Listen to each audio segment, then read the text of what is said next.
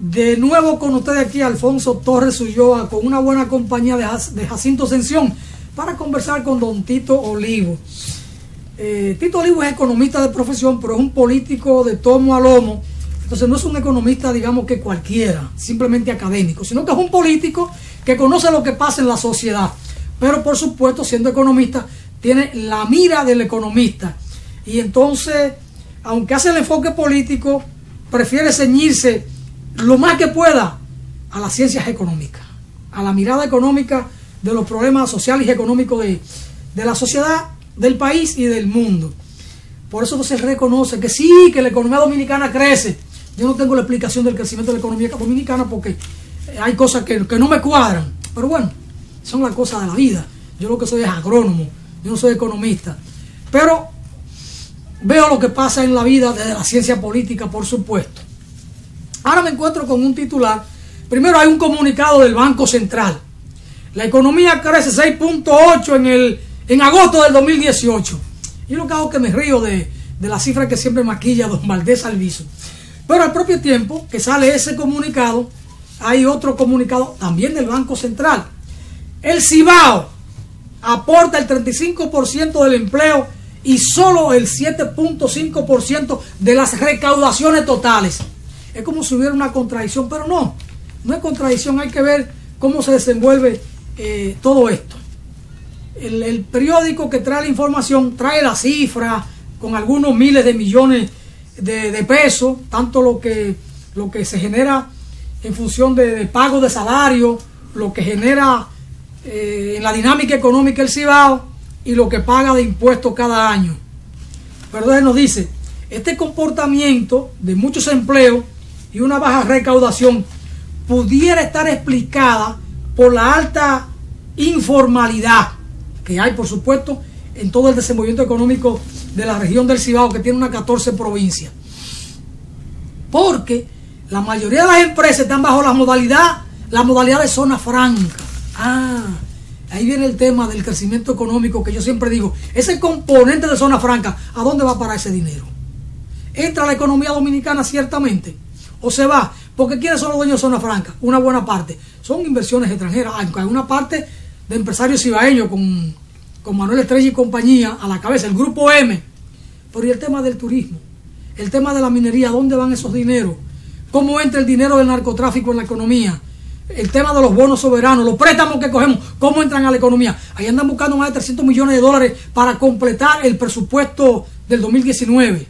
Entonces, bueno, por ahí un poco, en términos calientes, sabemos que don Jacinto Ascensión le quiere agregar un poco de picante para que don Tito Olivo, no es que brinque, pero Tito Olivo va mucho a México y sabe de comer picante. Sí, no, y escuchar a Tito Olivo en este espacio siempre es agradable, porque uno se entera de muchas cosas, porque ahí tenemos muchos economistas, para a veces muchos de ellos que responden a una tendencia de quien a veces partidaria.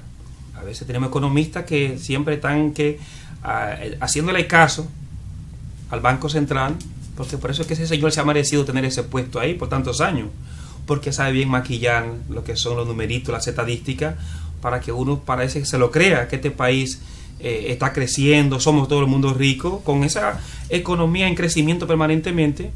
Entonces yo me siento ahora que soy rico. Pero mire, le voy a poner un ajicito más a don Tito Olivo a propósito de eso que usted dice. Hay economistas que cuando sus relacionados están en el poder tienen unos puntos de mira, y cuando bajan de ahí entonces tienen otros puntos de mira, porque usted coge el caso de Miguel Seara Hatton, cuando llega al país de hacer su doctorado tiene unos puntos de vista bastante críticos, objetivos desde la mirada nuestra, ¿no?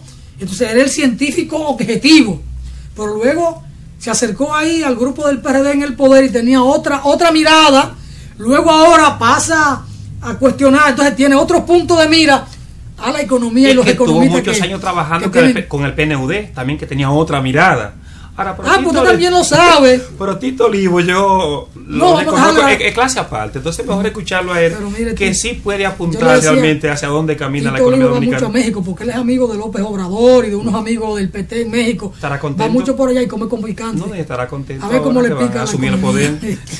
Tito. Bueno, buenos días, Alfonso, buenos días, Jacinto, y buenos días a los amigos televidentes. Yo escribí un artículo que publiqué en Tiempo Latino. En Tiempo Latino. .org, que decía: no sean tontos. En la República Dominicana el crecimiento no es lo primordial. Y lo digo porque la República Dominicana hace 50 años que viene creciendo. Y es verdad. Y tú pasas por la Nacaona, ves las torres, ves qué sé yo cuánto, y te vas a dar cuenta que sí que hay crecimiento. Ahora, en la República Dominicana existen otros problemas. Y lo trae ahí el periódico de hoy, la información. ¿Cuál es ese problema? Que el capital humano de la República Dominicana no se está desarrollando. Nosotros estamos solamente por encima de Haití, Guatemala y Honduras en América Latina. Y ocupamos el puesto 101, tú lo dijiste, en cuanto al desarrollo del capital humano, de ese capital humano que nosotros en 15 o 20 años vamos a tener y que van a competir con otras naciones. Entonces, ahí hay graves problemas. Tú tienes en nuestro país el 85% de la población económicamente activa que trabaja en términos formal, porque tenemos una informalidad de más del 50%. En términos formal que trabaja, gana menos de 25,000 pesos al mes. Y que el 67% de esa persona... Tito, tenemos gente en el exterior que nos mira. 25,000 pesos son $500. Menos de $500. Menos de $500. No, Está al 50, digamos. Está al 50. $498, 495, $500 para que los que nos ven en Boston, en Londres, en España, en Puerto Rico, en toda parte del mundo, sepan de qué estamos hablando. Entonces, tú tienes que el 67% gana menos de 15,000 pesos. Que si lo divides entre 50 te va a dar ¿cuánto? $300. Bueno, por ahí. Entonces, 15,000, sí, $300. Entonces, tú tienes que la canasta básica en promedio anda en 30,000 pesos.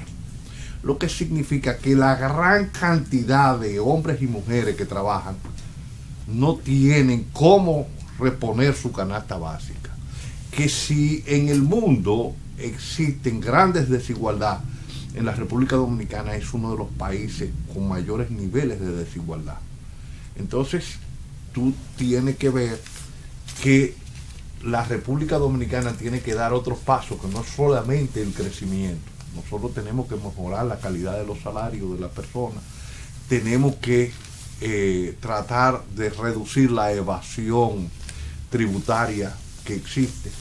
Aquí hay una evasión de más de un 40%, casi un 50% en el ITEVI, hay una evasión en el impuesto sobre la renta, alrededor de un 60 y tanto %.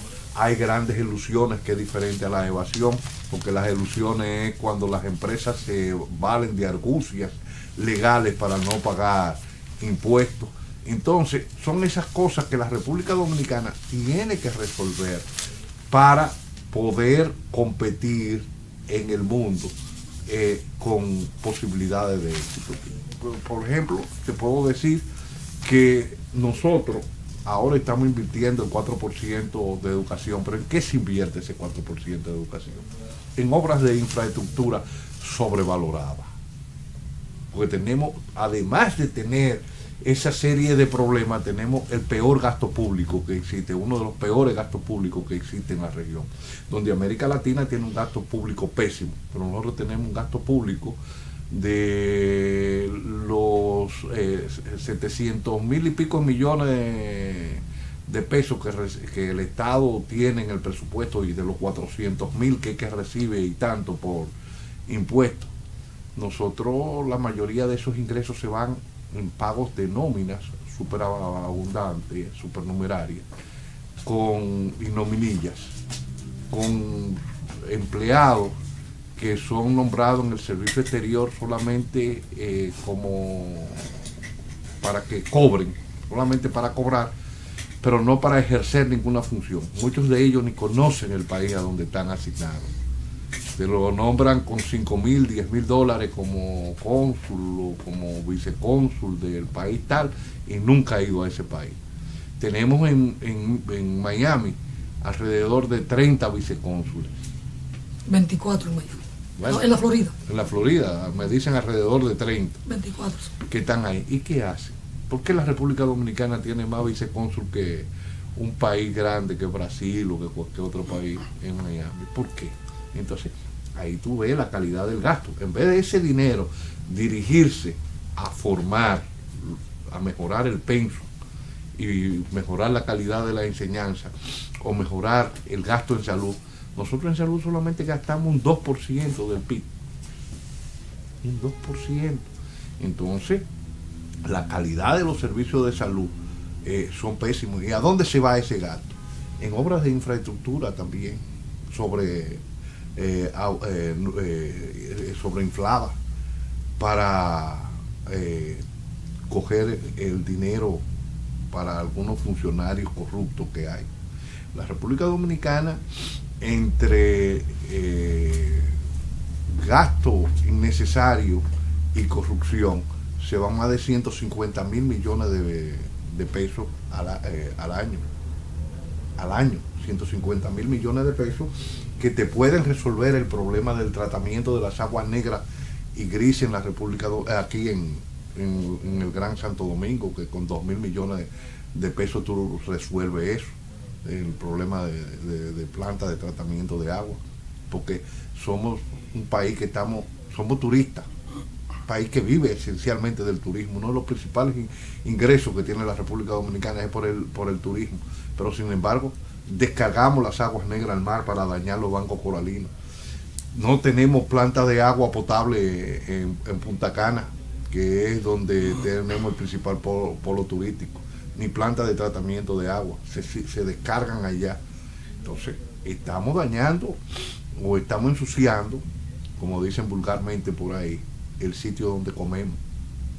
Entonces, esas son las cosas que hay que ir resolviendo. Tenemos una energía eléctrica de pésima calidad, cara y mala.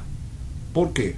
Porque tú necesitas, además de tener un servicio más caro que tú tienes que pagarle religiosamente, por encima del promedio de la región, tú tienes que tener una planta en línea para tú poder darle respuesta a los apagones que te dan, porque si no, no va a producir, ni puede producir, ni puede exportar. Te encarece los costos y te baja la competitividad. Te baja la competitividad. Entonces, cuando tú sales a exportar fuera, tú no puedes competir con ninguno de la región, porque tus costos energéticos son tan elevados que tú solamente puedes producir aquí. Entonces, son esas cositas que tienen que ver y que la economía tiene que resolver. No es solamente el crecimiento, crecemos, pero ¿el qué crecemos? Estamos produciendo la cantidad de recursos necesarios para, con ese crecimiento, la entrada de divisas para hacerle frente a los problemas nacionales. No, pero ahí hay un endeudamiento. En el año 2000, la deuda externa de la República Dominicana, o sea, consolidada, la deuda externa consolidada, tanto la pública, o sea, tanto del gobierno central como de la descentralizada, era 3.600 millones y pico de dólares. Hoy. ¿En qué año? ¿2004? 2000. En el 2000. El 2000. 3.600 millones. 3.600 milloos. A diciembre del. ¿Y en el 96 en cuánto estaba? En el 96. No, estuvo en el 96 cuando llegó, era 3.900, 3.800. Lionel la redujo. La redujo. Que esa era una polémica porque Lionel decía en campaña en el año 1996, y que yo estuve ahí, él decía que cuando llegara al gobierno iba a pagar la deuda interna más que la deuda externa, porque a él le dolía más lo que le podía pasar a un empresario dominicano, que le podía pasar al sector financiero internacional, y cuando llegó frenó los pagos de la deuda interna y sobrepagó la deuda externa. O sea que se fue por el lado de apoyar. Y existe ese concepto y esa práctica de sobrepagar una deuda. Sí. ¿Por qué pagar de más? No, porque ¿qué es lo que pasa? Tú dentro del presupuesto tú tienes un capítulo que tú dices tanto para pago de deuda. Ahora cuando tú te excede, tú estás sobrepagando. Porque no, tú estás pagando lo que hay. pero tú estás sobrepagando, tú te pasaste del nivel que tenía que pagar. Entonces eso fue lo que pasó, él redujo la deuda externa. Comienza a crecer a partir del gobierno de Hipólito, ya, que de 3.000 y pico la lleva a 6.000 y pico, pero a partir de ahí comienza a crecer y ya está en 40.000 y pico millones de dólares. Tenemos una deuda de 40.000 y pico millones de dólares, y tú lo dices, se están cogiendo 300 millones de dólares para el presupuesto y se van a coger más. En el 2004, 6.000 millones de dólares de deuda externa. No, 2004. 2004, sí, 2000. Quedó en 6.000 y pico. Sí. Y 12 años después está en 40. Ha subido casi 34.000 millones. Sí, 40 y pico. Y va a seguir subiendo, porque ahora estamos cogiendo prestado para pagar. Todos los meses. Para pagar intereses solamente. Entonces, eso es hipotecar la soberanía. Y yo pienso que el mismo nombre lo dice, bono soberano. Sí. Es decir, estoy abonando la soberanía nuestra a los acreedores. Estamos hipotecando el futuro de los nietos y de los bisnietos nuestros. Los estamos hipotecando. Porque se están equivocando los economistas, porque cuando uno y lo escucha a usted y lee los periódicos, ve los informes del Banco Central, pero luego vemos, usted como lo dice, un déficit en las recaudaciones, que la gente no paga impuestos, pero luego cuando tenemos el presupuesto, vemos entonces cómo cada cartera, cada ministerio al final ni siquiera sabe cómo usarlo. Entonces es como si tuviéramos lo que construimos con las manos, lo estamos pisoteando, lo estamos echando, vamos a caer en un abismo. No es que se están equivocando los economistas, es que estamos mal manejando la economía, que es otra cosa muy diferente. El mal manejo del presupuesto del Estado viene con el clientelismo político. ¿Por qué? Porque así que es consciente lo que hacen. Sí, claro. A un funcionario se mide en el Estado no por las realizaciones que haga en beneficio del país, sino por la cantidad de votos que pueda mover para el partido que está en el poder, sea este o sea cualquier otro. Y por eso es que tú ves que siempre en cualquier partido el jefe de campaña de un área te asigna, es un ministro. ¿Por qué? Porque ese ministro, principalmente salud o ministro de obra pública, puede mover. El de agricultura. El de agricultura. El de educación, que tienen presupuesto. Sí, pero el de educación es mucho más restringido porque los profesores entran por... No, pero tiene un gran presupuesto que puede mover dinero hacia la campaña, vehículos y todo. Sí, pero los que más mueven son salud y obra pública, para construir obras, ofrecer... Que mueven gente, que la nombran en campaña para hacer nada. Y por ejemplo, tú ves que vaya Lindri, que con todo un presupuesto pequeño, tiene una gran nominilla ahí. El Lindri tiene una cantidad. Y por ejemplo, a Olgo te lo declaran encargado de campaña de Dajabón. O del noroeste. Porque del noroeste mandan mucho a Euclides Gutiérrez, lo mandan. Pero sin dinero. El dinero lo tiene el Lindri. Lo buscan. No, lo busca porque él está en la superintendencia de seguros. Y ahí hay mucho dinero. Miren, vamos a dejar a Euclides tranquilo. Vamos a dejar a Olgo bebiendo agua sana. Y vamos a una breve pausa para retornar con don Tito Olivo. Vamos arriba, señor director.